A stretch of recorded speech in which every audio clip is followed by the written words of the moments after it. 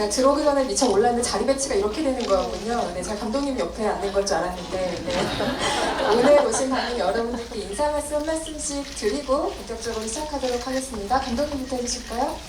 네, 안녕하세요. 게스트 연출한 감독 이상근이라고 합니다. 반갑습니다. 네, 그래서 이용란 역을 맡은 조정석입니다.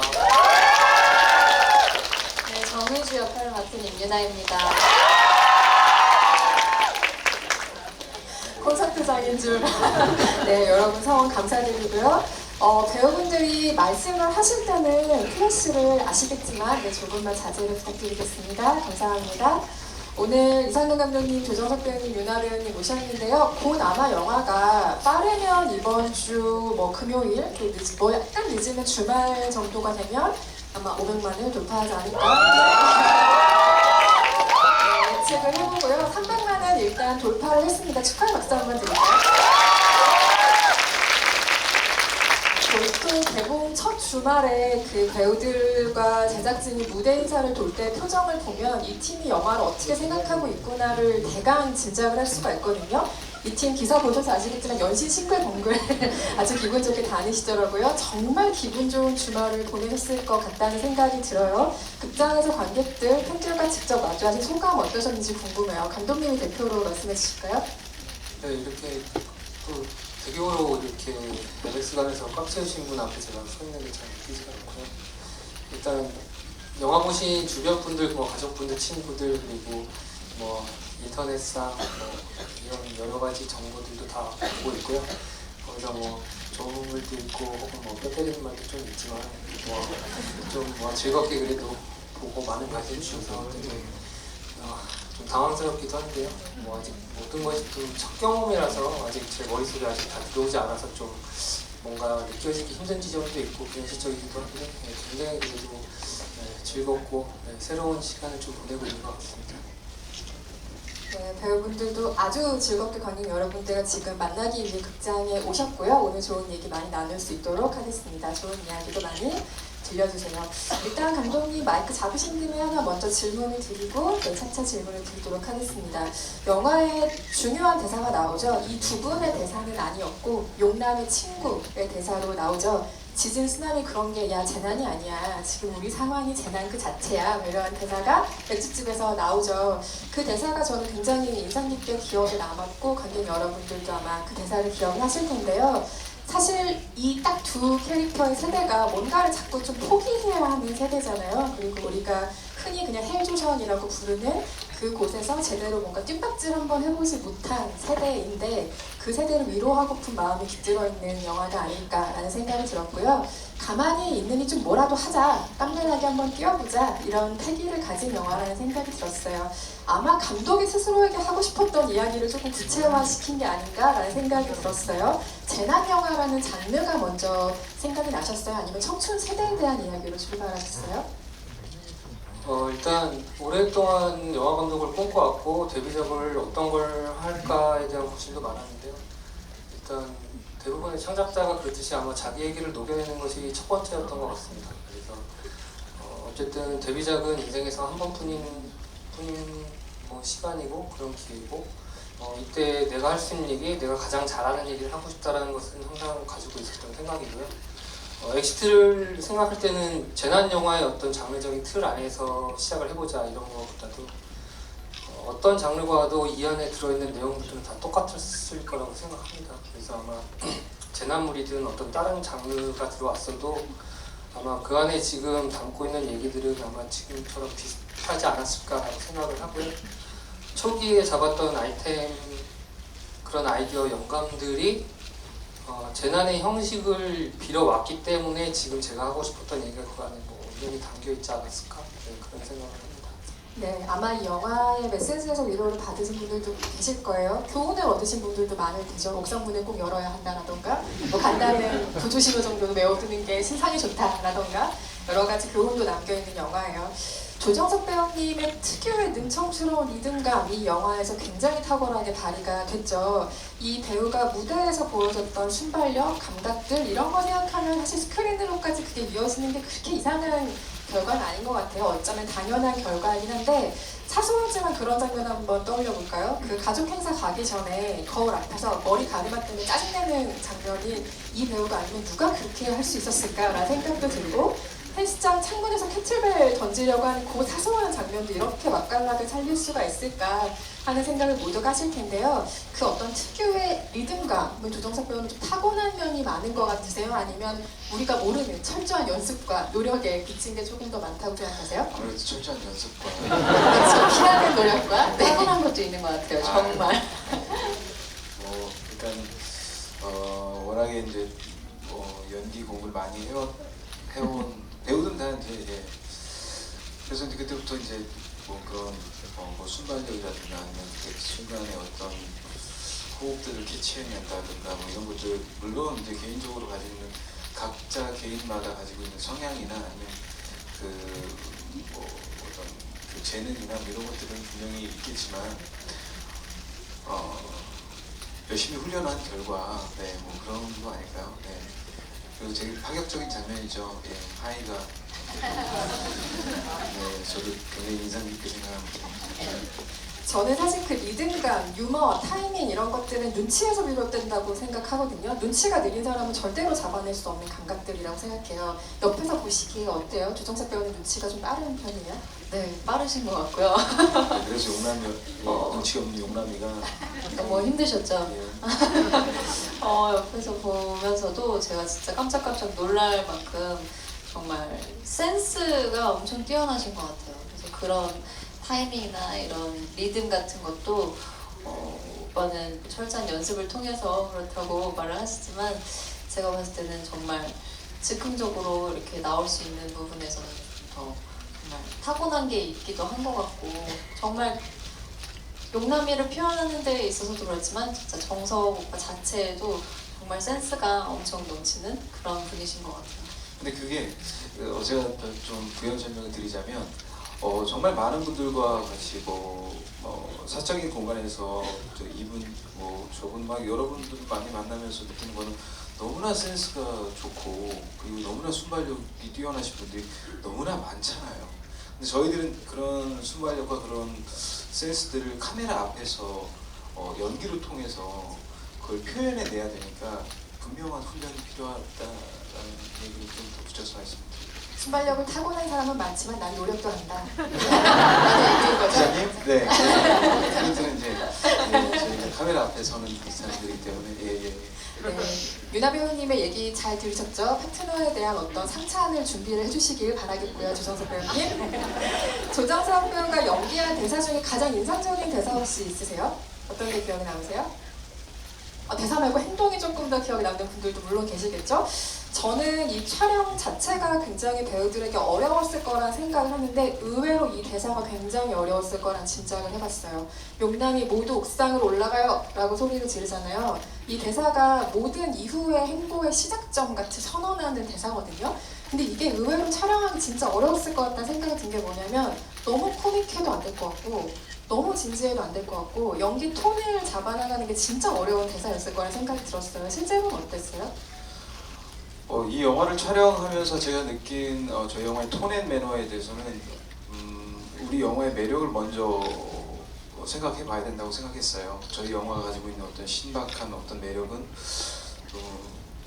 굉장히 어떤 큰 높은 빌딩과 빌딩 사이를 넘나드는 그런 뭔가 화려한 액션이 아닌 마치 한 3, 4m 정말 뛸 수 있을 것 같고 뭔가 기어 올라갈 수 있을 것 같은 그런 현실감 있는 액션 그런 것들이 저희 영화에서 주는 어떤 긴박감이라고 생각했거든요.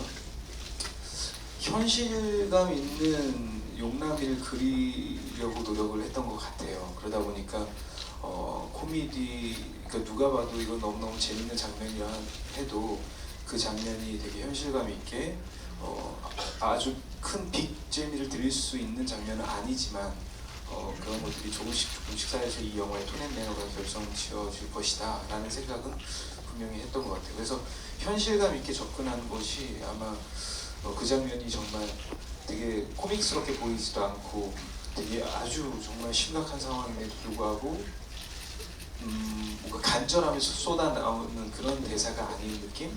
예, 그런 중점이 좀 담겨져 있지 않나, 예, 그렇게 접근했던 것 같아요. 유나 배우님이야 뭐 꾸준히 연기를 해오셨죠. 드라마도 꾸준히 해오셨고 가장 직전 흥행작이라면 공조가 많이 떠올리실 텐데요. 공조에 이어서 엑시트로 이어진 행보에서 분명히 이 배우가 자신감 혹은 좀 기분 좋은 긍정적인 마음가짐이 더 생겼을 거라고 생각해요. 워낙 긍정적이고 밝은 아이콘이긴 하지만 어떤 자신감이 조금 생긴 것 같아요? 자신감이라기보다도요, 그냥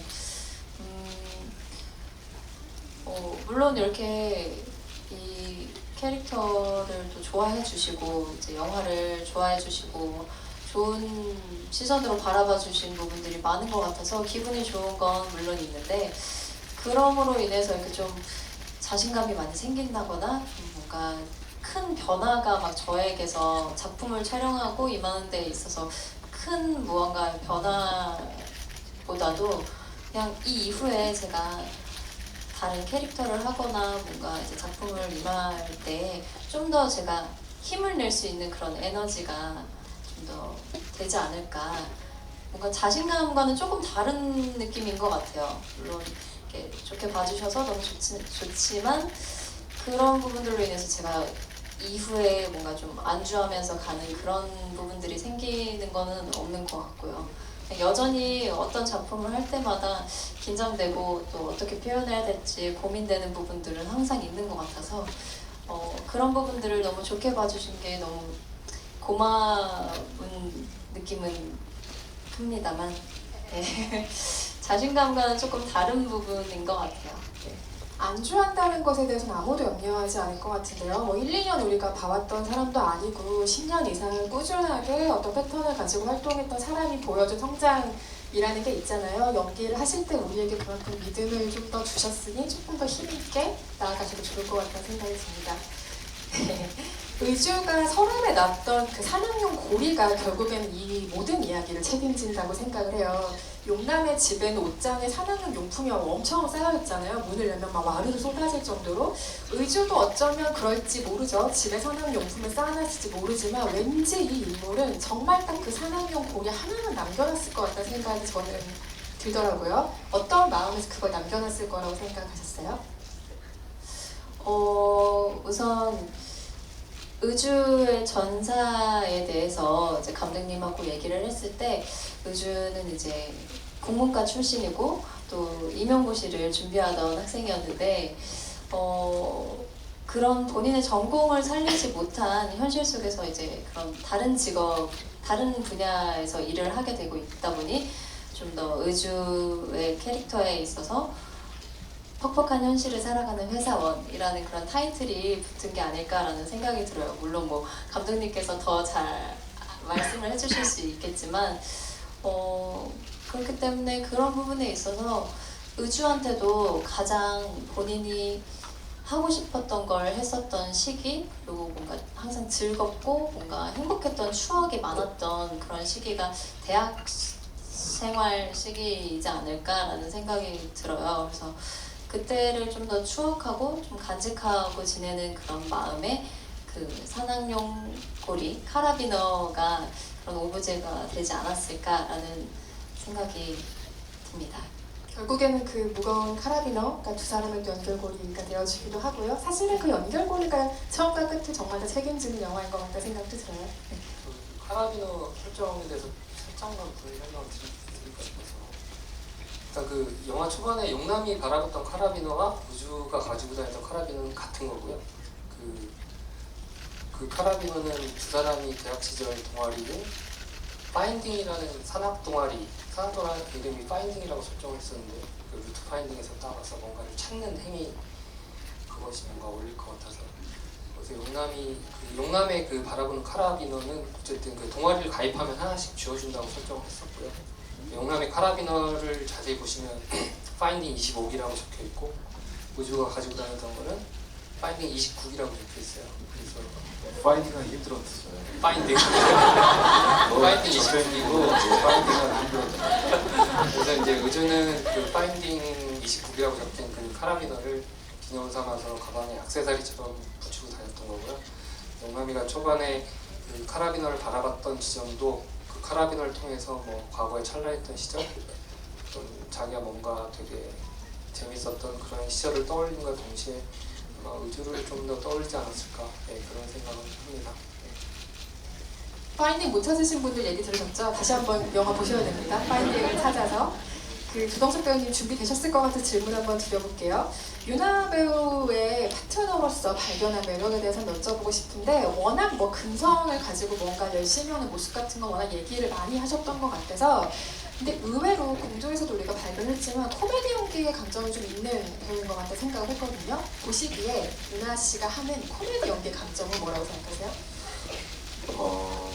감각이 있는 것 같아요. 그러니까 이 감각이 있다는 것 자체가 누가 재밌게 어떤 얘기를 해도 되게 잘 웃어줄 수 있는 감각, 아니면 내가 정말 재밌는 얘기를 해도 남들을 웃길 수 있는 감각. 근데 이제 사실 멍석이 깔린 자리에서 내가 누군가를 웃겨야 된다 이런 게 아니라 저희들은 되게 생동감 있게 이 인물을 잘 구현하면 그걸 보고서 그 상황 속에 있는 코미디를 우리가 이해할 수 있는 거잖아요. 근데 그 상황은 저와 의주가 만드는 거라고 항상 생각했는데, 이제 이 두 배우가 만나서 서로의 어떤 코드가 웃음 코드나 뭐 코미디의 어떤 감각이나 이런 것들이 잘 맞지 않는다면 그런 앙상블을 끌어내기는 쉽지 않다고 저는 생각하거든요. 아마 감독님도 만약에 그랬다면 되게 좀 힘들지 않았을까. 근데 현장에서 유나 씨와 같이 연기할 때, 특히나 이제 코미디 장면들을 연기할 때 여기서는 이러한 상황이니까 너무 웃길 거야 라는 분석을 하는 거는 쉽지만 그거를 만들어내기는 쉽지 않거든요. 그러니까 자기 거로 흡수시키고 자기 걸로 자기화시키는 거에 굉장히 능한 배우, 그리고 뚝심 있고 성실하고. 네, 근데 그런 뚝심 있고 성실한 부분들은 아무래도 얼마 전에 이제 소녀시대가 12주년이었거든요. 박수 한번 주세요.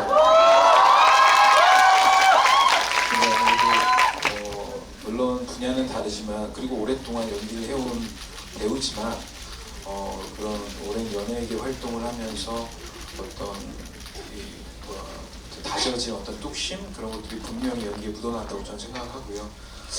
그래서 너무너무 좋았고, 제가 설명하고 어떤 이런 장면에 대해서 이렇게 해보면 어떨까, 약간 시도와 도전에 대해서 되게 뭔가 두려워하거나, 그러니까 뭐 어려워하거나 이렇게, 그러니까 쉽게 얘기해서 빼거나 이런 게 없었어요.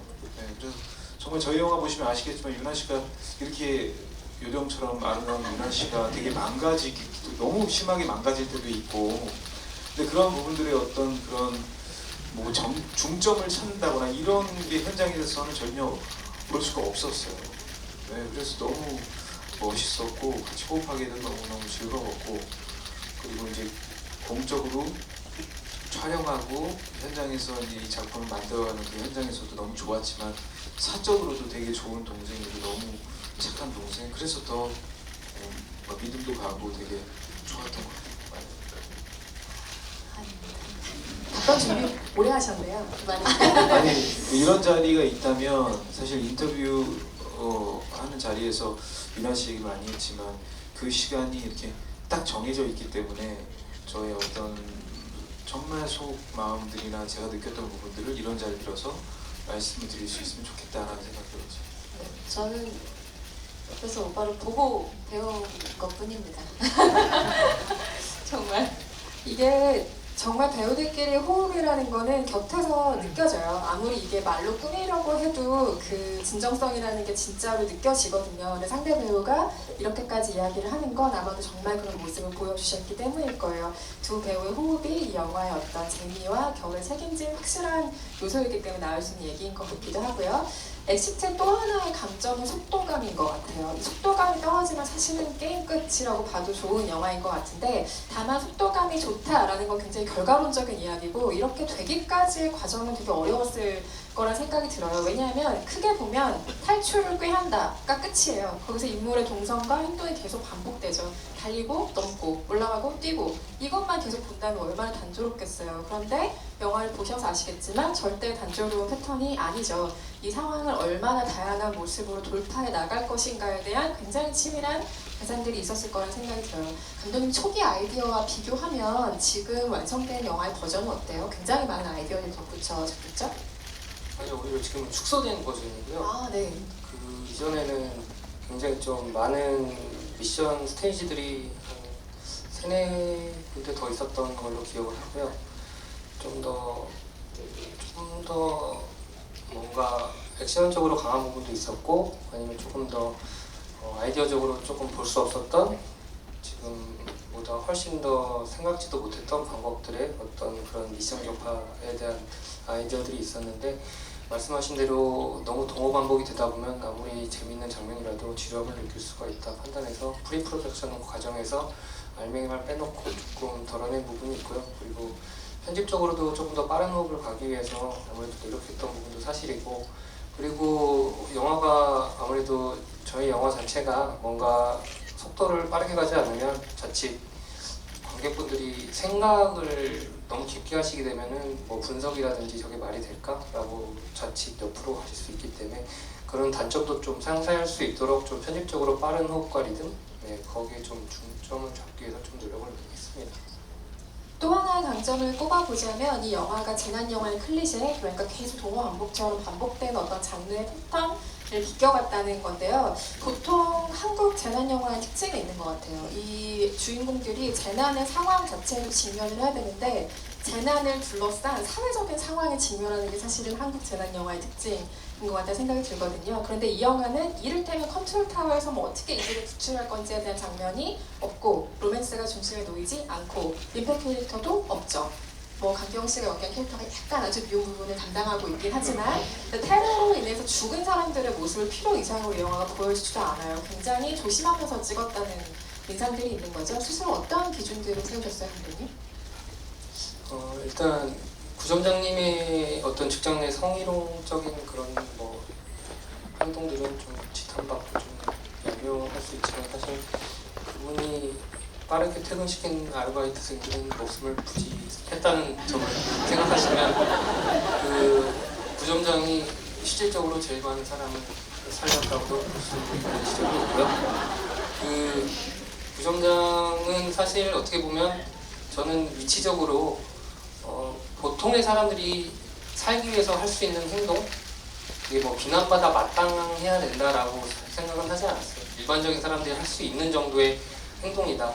물론 용남과 의지에 비하면 좀 못하지만은 그런 정도의 사람도 있을 것이다라고 생각을 해서 뭔가 빌런이나 어떤 혐오적인 어떤 등장인물로 묘사되거나 이런 것보다는 뭐 그럴 수도 있겠다라는 식의 감초적인 역할 정도로 생각을 했었고요. 그리고 어쨌든 엑시트가 기존의 재난 영화의 조금 다른 지점에서 어쨌든 지금 현재 평가받고 있는 것은 저도 시나리오 초반 상황에서 일단 기본적으로 재난 영화의 어떤 형식에 맞춰서 써본 적도 있고요. 어떤 컨트롤 타워가 있었던 적도 있고 또 여러 가지 버전업을 하면서 뭔가 새로움에 대한 좀 갈증도 느꼈고 그러면서 이제 뭐 여러 가지 버전업되면서 많이 빠지게 됐는데요. 어쨌든 데뷔작으로서 뭔가 만들려고 할 때 완전히 새로운 장르를 만들 수는 없겠지만 기존 장르에서 뭔가 비틀고 제가 할 수 있는 얘기가 뭘까 이런 걸 생각했을 때 기존 장르에서 뭔가 비틀어보자 그리고 뺄 거는 확실히 빼보자 하는 생각이 좀 강했었고요. 그래서 뭔가 컨트롤 타입 부재 그리고 뭐 고구마같이 답답증을 일으키는 등장인물들 그리고 어떻게 보면은 뭐 스펙타클이나 재난영화에서 형식적으로 보여줄 만한 어떤 희생자들 아니면 뭐 어떤 파괴의 범위라든지 이런 것들에 대해서 최대한 배제하고 했던 거는 뭐 저희 뭐 제작비 이런 문제가 아니고 저희 뭐 일단 쓸데없이 뭐 희생되거나 전시되는 그런 것들을 최대한 좀 배제를 해보자. 그런 것들이 아니더라도 어떤 재난의 스릴이라든지 긴장감을 유지시킬 수 있다면 이것도 어떤 실험적인 영화가 아닐까라고 생각을 했던 지점이 있고 또 그런 어떤 모습을 좀 전시함으로써 뭔가 이용하는 것만 같은 개인적인 좀 느낌도 좀 싫었던 것도 있고요. 그래서 이번에는 그렇게 한번 좀 도전을 해보자. 물론 이런 재난 영화에서 보여줄 만한 것들을 기대하고 오신 관객분들은 좀 실망하실 수도 있겠지만은 이런 재난의 형식이 있을 수도 있구나라고 한번 바라봐주셨으면 좋겠다 생각을 하고 한번 도전하게 됐습니다. 결과적으로는 굉장히 사력 있고 신선한 방식이었다고 생각합니다. 요즘은 현장에서 그 제작자들이나 감독이나 만들어야 될 어떤 현장의 풍경들 그리고 배우들이 감당해야 될 현장의 풍경들이 굉장히 많이 달라지고 있다는 생각이 들어요. 이 영화도 마찬가지인데 두 배우가 실제 건물에서 촬영을 한 경우도 있겠지만 블루스크린 앞에서 뭔가 CG를 상상을 하면서 건물 세트에서 뛰고 구르고 하는 장면들이 굉장히 많이 있었을 거예요. 이거는 전통적인 연기 방식이랑은 굉장히 다른 패턴의 연기죠. 그 경험이 배우들에게 어떤 기억으로 남아있는지 궁금해요. 블루스크린에서 CG를 상상하면서 계속 연기해야 했던 경험이요. 블루스크린 나중에는 보기도 싫고 막 됐었죠. 또 블루스크린이네 이러면서 그랬던 기억이 나는데 블루스크린이 있다 해서 뭔가 약간 좀 제가 상상해야만 하고 뭐 이런 건 특별히 없었던 것 같아요. 왜냐면 저희 세트가 실제로 굉장히 높게 지었고요. 그리고 그 공간 너무 무서웠어요. 그렇기 때문에 아니 이럴 거면 블루스크린 안 깔아도 되겠는데 뭐 이런 생각도 한 적도 있고 네, 그만큼 실제적으로 저한테 굉장히 공포감과 그런 것들이 이렇게 잘 와닿아서 블루스크린을 하면서 제가 뭔가 여기는 몇 미터고 어느 정도 높이며 뭔가 상상을 하면서 굳이 할 필요가 없었던 것 같아요. 그래서 물론 공간에 대한 상상은 분명히 했지만 어떤 높이에 대한 상상은 별로 안 했던 것 같아요. 예. 유나 배우님은 어떠셨어요? 네, 저도 비슷한 의견이기도 한데 저는 블루스크린이어서라기보다 재난이라는 상황을 저희가 흔히 이렇게 접해보지는 않았잖아요. 그렇다 보니까 그런 부분에 있어서의 이런 상상이나 그런 감정을 생각해보는 거는 있었지만 그런 정말 공간적인 부분에 있어서는 정말 세트장에서도 진짜 실제처럼 그렇게 만들어진 세트들도 많았기 때문에 딱히 그렇게 크게 어렵게 뭔가 이렇게 좀 공감하려고 상상하고 이런 부분은 또 크지 않았던 것 같아요. 오히려 이 영화가 나오고 나서 저거를 블루스크린에서 찍었었지? 그게 이렇게 나왔구나라는 생각을 막 많이 못했던 것 같아요. 네. 워낙 실감나는 촬영 현장에서부터 분위기가 만들어져 있었기 때문에 배우분들이 말씀하실 때 카메라 플래시 사용을 다시 한번 자제를 좀 부탁드리겠습니다. 여러분까지 좀 더 또렷한 아이 컨택을 위해서 눈을 감으시지 않도록 다시 한번 주의 부탁드리고요. 근데 이 건물 외벽 디자인이라는 게요. 저는 이 영화를 보고 처음으로 꽃게와 사자에게 고마움을 느꼈는데 그게 있어야 뭔가 기어오를 수 있는 디딜 언덕이 되는구나 라는 생각이 굉장히 반가웠는데 그 세트장의 건물 외벽을 만들더라도 이게 등반이 가능하도록 설계를 해야 되잖아요. 그러려면 결국 직접 해보면서 하나하나 뭔가 붙이거나 만들 수밖에 없었겠다라는 생각이 들었는데 실제로 그렇게 만드셨어요, 감독님?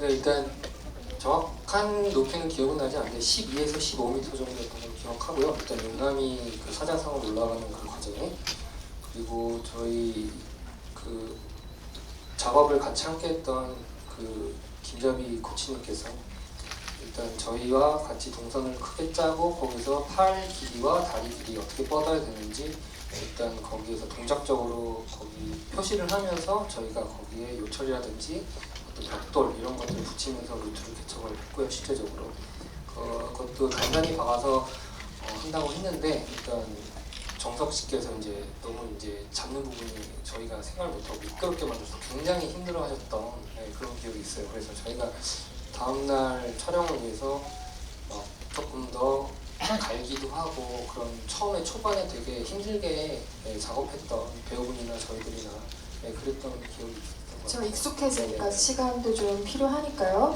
그 외에 우리가 장난으로 착시 같은 거 만들려면 바닥에 모형 이렇게 만들어 놓고 카메라를 뒤집으면 올라가는 것처럼 보이기도 하잖아요. 일부 장면을 그렇게 찍지 않았을까라고 생각했던 저희 라이브한 상상력 반성합니다. 정확합니다. 어? 네.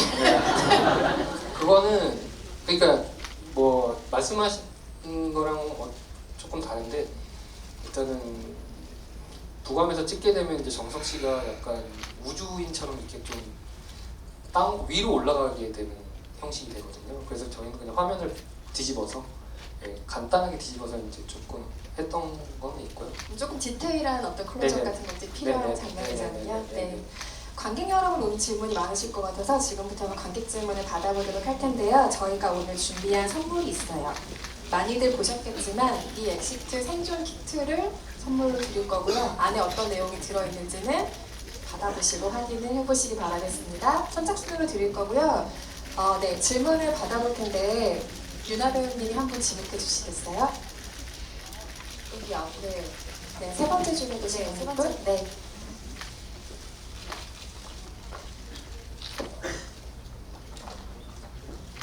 고맙습니다. 저기 이윤아 배우한테 한 질문 하나 하고 감독님한테 짧게 하나씩 이렇게 해도 괜찮죠?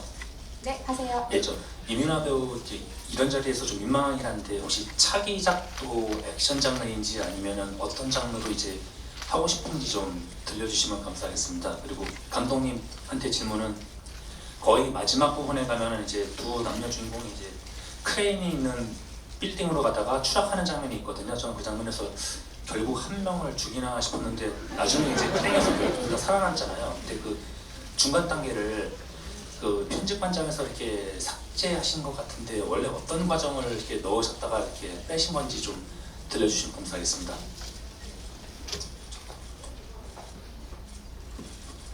일단 그거는 지금 뭐 여러 가지 처음 이제 공개 석상에서 질문을 해주셔서 감사하고요. 저희 엔드 크레딧에 나오는 그 애니메이션화 돼서 이제 들어가는 과정을 보여주는 것들이 붙어 있었고요.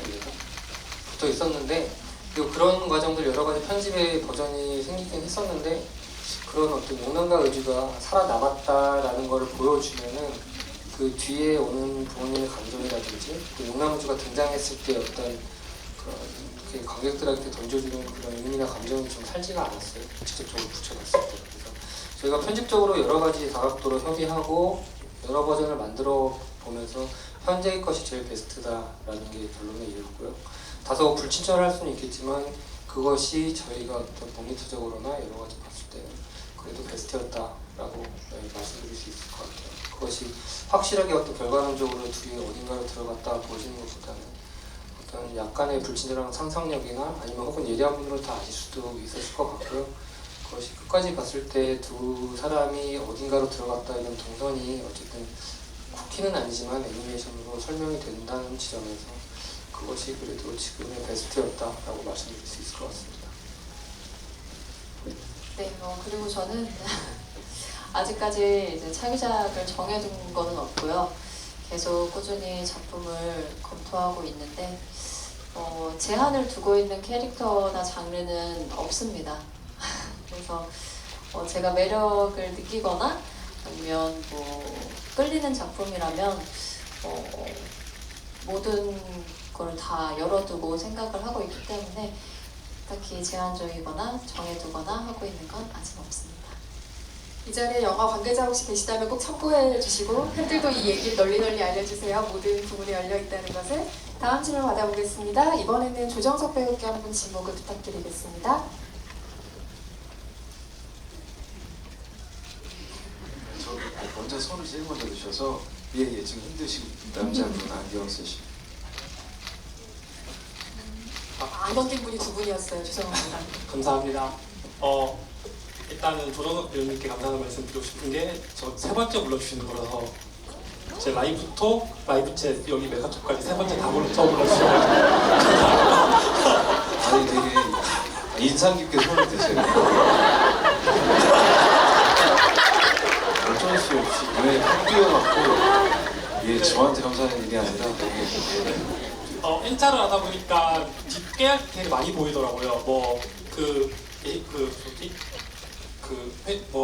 용수가 마이크 티셔츠를 입고 있다는 거나 아니면 용남이 불꽃놀이를 챙긴다거나 아니면 애들이 장난치는 분필이 있다거나 그리고 오늘 또 발견한 건데 마지막에 이제 케이블에서 뛰어내릴 때 의주가 줄을 자르기 직전에 밑을 한번 보더라고요.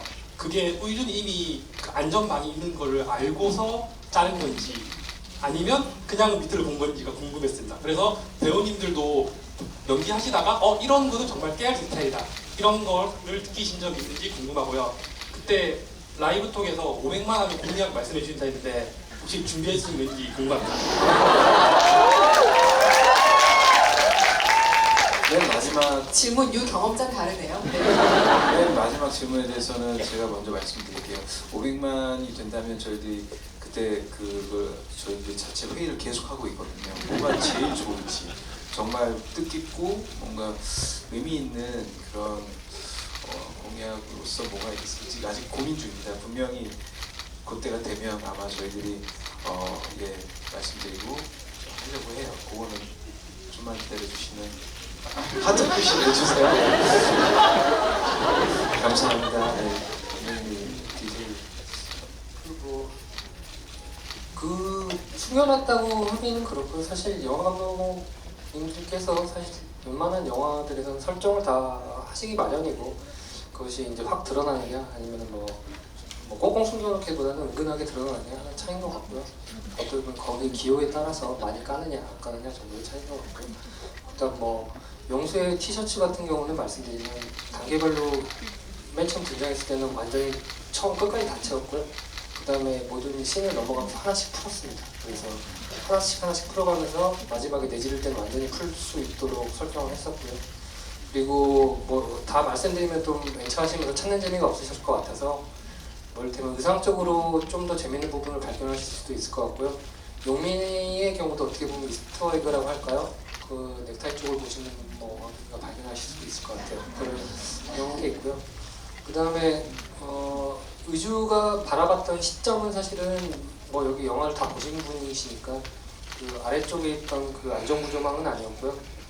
안전구조망이 아니고 의주가 계산을 했던 거는 아래쪽에 있는 또 다른 층으로 들어가겠다 라는 계산이 깔려 있었습니다. 그래서 그쪽으로 시선을 한번 주고 줄이 끊어지기 전에 그쪽으로 자유낙하를 해서 들어가겠다는 계산이 깔려 있어서 그쪽에 시선을 한번 줬던 거고요. 그것이 이제 실패하게 되면서 아래로 자유낙하하게 되고 그러면서 안전철조망에 튕겨져서 안으로 들어가게 됐다. 왜냐면 의주가 거기서 안전철망에 시선을 주고 그렇게까지 계산을 하게 되면 너무나 완벽하고 너무나 대단한 그런 것이 될 수 있기 때문에 거기까지는 의주가 생각하지 못했다라고 말씀을 드리고 싶습니다. 네. 감독님 안 그러신데 지금 파인딩 얘기도 해주시고 넥타이 얘기도 해주시고 N차 관람을 은근히 지금 적극적으로 홍보하고 계세요. 네, 감독님의 바람을 꼭 이뤄주셨으면 좋겠고요. 감독님이 이번에는 한번 지목을 해주실까요? 지금 조정석 배우의 발언 이후로 그 손에 드는 양상이 굉장히 화려해지고 있는데요. 네. 저기 조명 뒤에서 억울하실 것 같아서 지금 역광이라 저 조명 저기 흰색 남자분 옆에 계신 검은 옷 여자분.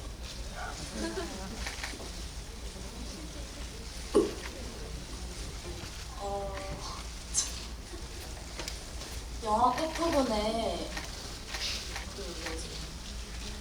영남이가 엄마 없고 저를 들어가잖아요. 그때 저는 보면서 울었던 게 의주는 왜 안 챙기나 생각했었거든요. 얼마나 서러울까. 가족도 없는데 좋아하는 사람은 자기 가족 데리고 가버리고 자기 혼자 남아서 전화 통화밖에 못하고. 근데 그걸 그렇게 설정하신 이유가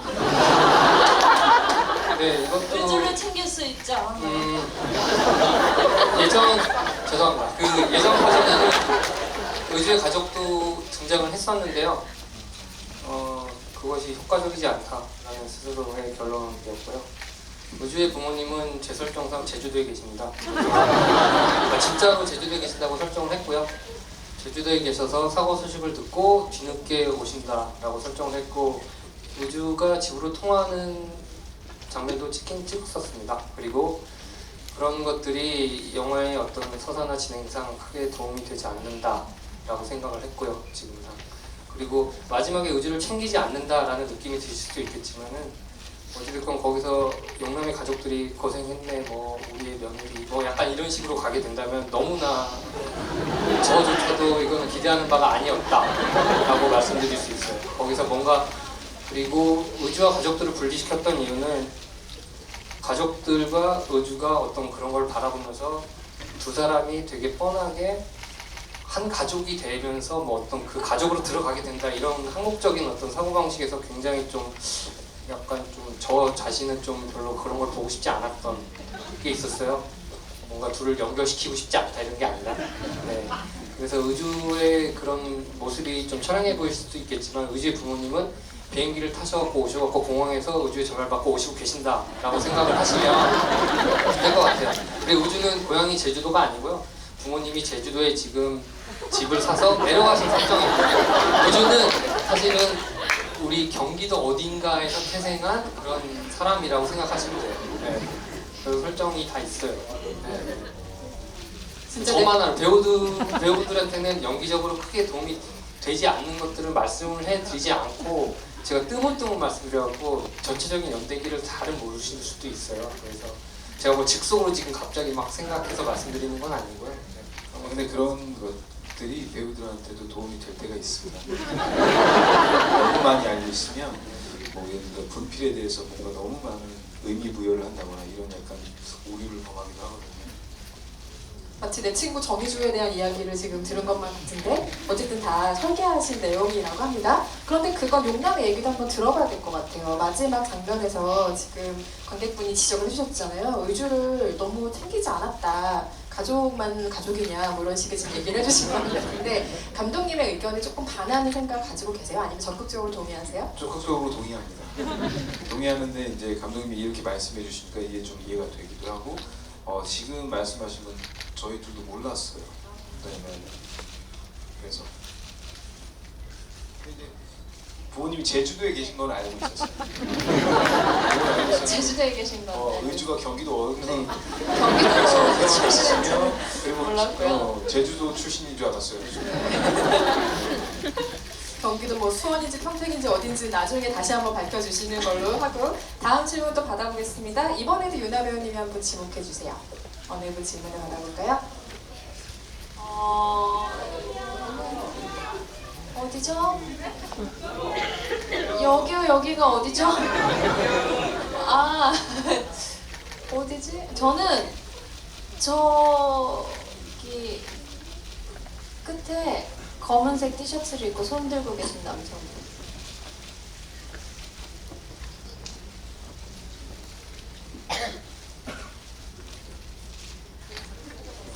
감사합니다.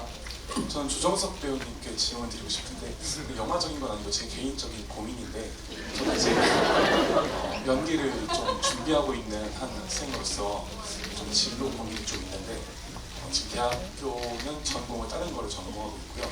지금 이제 막학기를 다니고 있는데 사실 배우라는 길이 굉장히 좁은 길인데 이거를 이제 좀 고민이에요 사실. 이 길을 계속 준비를 해야 되나 아니면 전공 쪽을 맞춰서 이제 취업 준비를 해야 되나 사실 이 고민을 되게 옛날부터 많이 해왔는데 지금 전공은 사실 아닌데 회사이기는 하고 준비를 좀 열심히 하고 있는데 조정석 배우님도 그런 시절이 분명히 있었을 거라고 생각이 들어서 그럴 때 어떻게 극복을 해 가셨고 그러셨는지 좀 궁금합니다.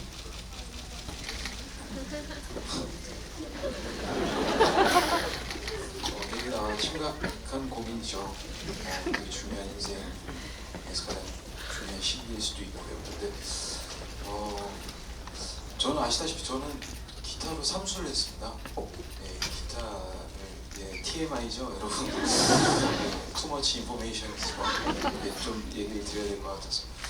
근데 기타를 삼수하고 그래서 뭐 용남이의 심정을 어느 정도 이해했었고 공감했었고요. 그래서 용남이 연기할 때 또 많은 도움이 됐었고. 근데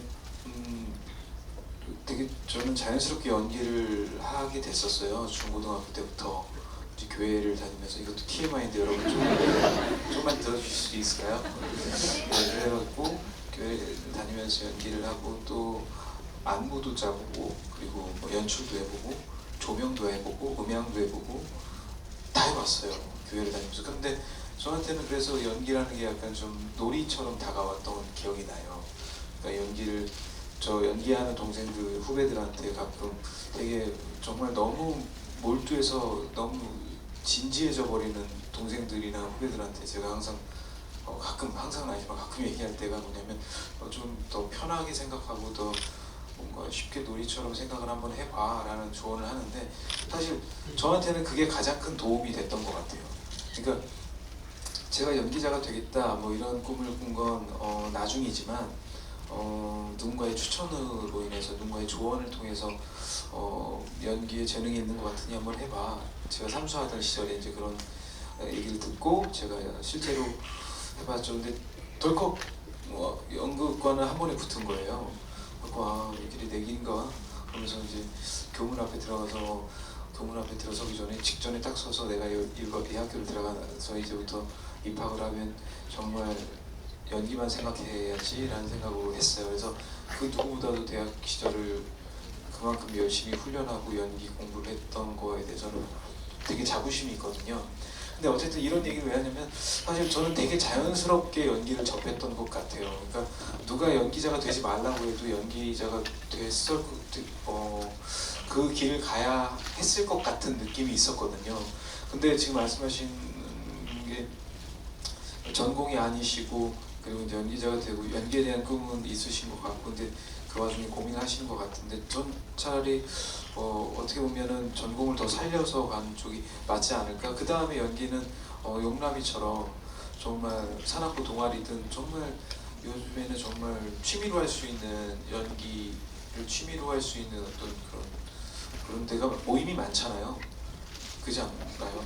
저도 네, 그래서 그런 모임을 통해서 뭔가 내 재능에 연기에 대한 재능을 발견한다거나 아니면 내가 어떤 무언가가 약간 좀 뭐 그런 게 있지 않나라는 걸 먼저 찾으셔야 되지 않을까요? 왜냐하면 굉장히 힘들거든요.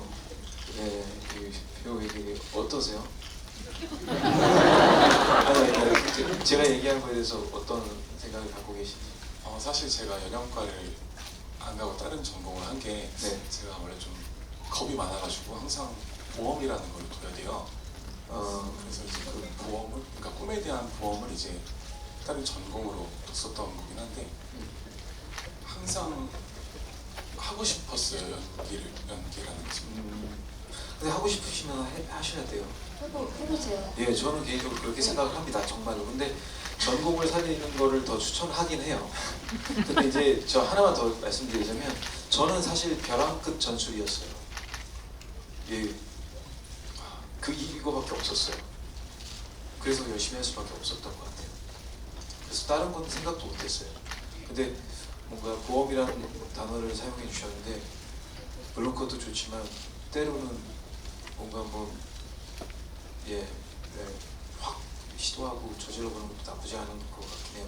저 같으면은 그런 선택을 할 수도 있을 것 같은데 지금 질문하신 분의 어떤 미래에 대한 되게 중요한 얘기니까 갑자기 그런 말 질문해 주시니까 저도 되게 가장 뭔가 더 현명한 답을 해드리고 싶어서 어떻게 보면 전공을 살리고 아마 연기는 또 다른 모임이나 어떤 것들을 찾으셔서 한번 해보는 건 어떨까? 사실은 아주 개인적인 이야기이고 구체적인 상황을 모르는 상태에서 조언을 해주는 게 굉장히 어려운 일인데 최선을 다해서 말씀해 주신 것 같고요. 시간 관계상 이 질문 여기서 답변을 종료하도록 하겠습니다. 지금 질문해 주신 관객뿐 아니라 많은 분들께도 도움이 되는 질문이었길 바라고요. 네, 마지막 질문 하나 더 받아볼 텐데요. 조정석 배우님이 마지막으로 한번 질문해 주시죠. 네네, 저기 여기. 네네. 두 번째 줄에 계신 분인가요? 네, 두 번째 분에 계신 분. 용남아 너만 보면 뭐라고 써 있는 거죠? 네. 머리 저 염색하신. 예. 예, 일단 네. 심장이 너무 뛰셔도 질문을 하셔야 됩니다. 네. 질문해 주시면 네. 네, 감독님한테 질문 드리고 싶은데요. 마지막에 크레딧 장면을 예전 미국 히어로 만화에서 나오는 기법으로 하신 것 같은데 제가 봤을 땐 그게 용남이와 우주가 현실 속의 히어로라는 의미에서 그런 걸 선택하신 느낌이 들어서 혹시 왜 그런 그런 기법을 선택하셨는지 궁금하고 중간에 중화제가 물이라는 장면이 나오고 이제 우주가 용남이 손을 보고 물을 뿌려주는데 그걸 혹시 어떤 계기로 해서 우주가 알게 되었는지 그게 궁금합니다. 뒤부터 거슬러 올라갈게요. 질문들. 네, 물은 사실 초반에 정현이를 탁자에 눕혔을 때 용남이 물로 씻겨주고 겉옷 벗기고 물로 씻겨주래라는 우연한 단어는 사실 모든 영화의 시작부터 사실 답은 다 있었어요. 물로 모든 것이 씻겨진다는 것. 그래서 사실 모든 것은 물로 씻겨지기 마련이고 저희 영화가 어떻게든 화학적으로 어떻게 설명할 수 없는 영화적 상상력, 비겁하지만 그렇게 넘어갈 수 있다고 생각했기 때문에 물로 해결하려고 했고요. 뭐 어떤 거기에서 우리가 뭐 다른 공식으로 할 수는 없었고, 그다음에 두 사람이 의주가 물로 씻어줘야 한다는 것은 맨 처음에 그 설정을 깔아놨기 때문에 두 사람이 어떤 뉴스를 봐가지고 어떤 정보를 얻고 물로 뭐 씻겨진다라는 거를 두 사람이 가는 여정에서 들을 수 없었고, 초반에 알고 있던 그 119에서 대답했던 물로 씻어라 했다. 이건 기본적인 거기 때문에 그걸 듣고 어쨌든 서로의 손을 씻겨줬다. 어떻게 무지한 상식에서 어떤 선의적인 행동이 나와서 효과를 발휘했다라고 생각하시면 될 것 같아요. 그리고 좀 전에 질문이 뭐였죠? 엔드 크레딧에 예. 엔딩에 약간 툰 효과 같은 걸 줬었는데요. 그건 특별한 의미보다는 어쨌든 엔딩 크레딧으로서의 어떤 미학적인 효과? 대단히 독특하고 창의적인 방법은 아니지만 뭔가 우리 영화가 어떻게 보면 만화적일 수도 있는 부분도 있고, 그런 부분에서 재난 영화적으로 뭔가 터닝 매너가 조금 더 다른 것보다는 좀 발랄한 지점도 있을 것 같다. 그리고 조금 더 우리 영화가 좀 그런 톤적인 부분을 좀 부각시키면 어쨌든 보고 나오셨을 때 좀 더 경쾌한 기분으로 보시지 않을까라는 생각에서 그렇게 접근을 했었습니다. 네. 네, 모든 질문 감사드리고요. 죄송한데 네. 제가 그 선물을 네, 지금 질문자 그거 하려고 분들 중에- 했어요. 네. 네. 지금 저희가 5개의 질문을 받았잖아요. 그 중에 한 분의 감독님께서 그 질문을 골라서 특별한 저기- 선물을 준비하셨다고. 네. 많이 오시는 팬분들은 아시겠지만 수봉 시트 팬 준비했고요. 그래서 저희 제작했던 기존의 것이 아니고 저희가 영화의 제작을 위해서 썼던 것 중에 한정으로 몇 개 남지 않은 것 중에 배우분들 사인, 그리고 수봉 시트 18번째 리미티드라 지금 18번째 나간 거고요. 저는 지금 질문자분들 중에서 현재 진로에 대해 고민하고 계시는, 그래서 이 수봉 시트를 잠시나마 받으시고 그런 진로에 대한 고민 살짝 잊으시면서 이 수봉 시트가 언젠간 그 현실 세계의 어떤 것을 막아줄 수 있을지도 않을까 그런 묘한 생각하면서 드리고 싶습니다. 네. 조정석 배우가 손으로 고이 접어주신 쓰레기 봉투이기 때문에 좋은 기운이 전달되길 바래요. 그리고 받으러 지금 나오신 건가요? 맞죠? 네.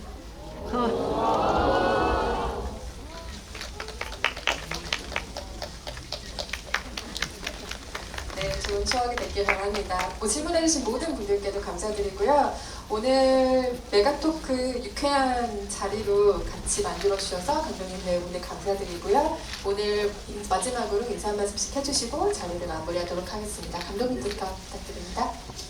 네, 정말 개봉을 시키고 이렇게 바쁘게 시간이 지나가고 있는데 지금 사실 제가 지금 뭘 하고 있는지 잘 모릅니다. 지금 상황이 정신을 차릴 수가 없을 정도로 이상한 일들이 일어나지고 매우 좋게요. 그리고 여러분들이 좋아하시는 분을 일단 많이 보려고 노력을 하고 있고요. 그리고 주변에서 너무 갈 게 없으시고 되게 호의적으로 많이 생각을 해주셔서 정말 기쁜 날을 보내고 있고, 그래서 너무나 행복한 일들이 지나가고 있다고 생각을 하고 있습니다. 그래서 일단 영화 좋게 봐주신 분들, 그리고 영화를 일단 봐주신 분들이라도 너무 감사드리고요.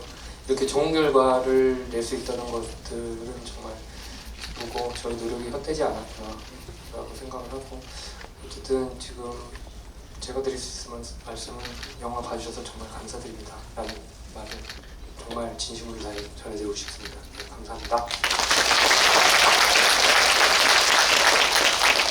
네, 저도 마찬가지로 너무 이렇게 저희 영화가 사랑받고 있는 이 와중에 여러분들과 함께 이런 좋은 시간을 갖게 되어서 너무나 이 시간이 좀 남다르고 되게 뜻깊고 그러네요. 그리고 사실 저희 영화에 관심을 가져주신 모든 분들께 다 감사드리지만 제가 저희 영화를 보고서 느낀 건 저희들 배우 모두가 저희 가족 모두가 그리고 의주 씨도 그렇고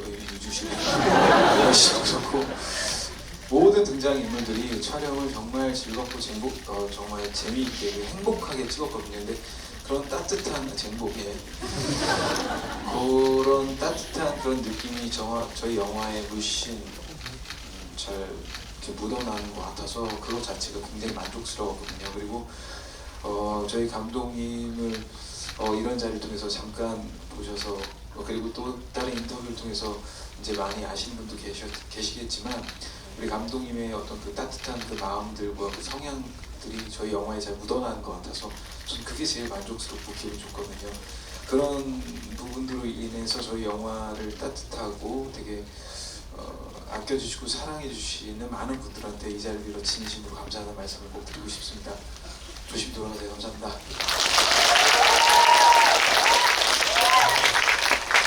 네, 저도 사실은 영화 첫 주연작이기 때문에 굉장히 이렇게 많은 분들이 사랑을 해주시고 봐주시고 하는 부분들이 너무나도 감사하면서도 한편으로는 굉장히 얼떨떨할 정도로 어찌해야 될지 모르겠는 그런 기분이 들 때도 많은데요. 이 영화를 보시고 굉장히 좀 힘을 얻으신다거나 또 웃으신다거나 뭐 가족애를 느끼거나 뭐 이런 여러 가지 감정을 느껴 하시는 것 같아서 그게 너무나도 이제 제가 함께 참여한 연기한 배우로서도 그렇고 이 작품을 오랫동안 준비하신 감독님께도 그렇고 모두 고생하시는 스태프분들께도 너무나도 큰 힘이 되는 게 아닌가라는 생각이 들어요. 그래서 너무나도 감사하고 아직 영화가 개봉 중이니까 주변 분들께도 추천도 많이 해주시고 또 오랫동안 기억해 주셨으면 좋겠습니다. 감사합니다. 여러분의 말씀처럼 지금 영화가 절찬리에 상영 중이니까 아직 엑시트의 매력에서 빠져나오지 못한 많은 분들 주변에 국초원 입소 많이 부탁드리고요. 감독님의 바람대로 엔차 관람 역시 부탁드리겠습니다. 늦은 시간까지 함께 해주셔서 감사합니다. 안녕히 가세요.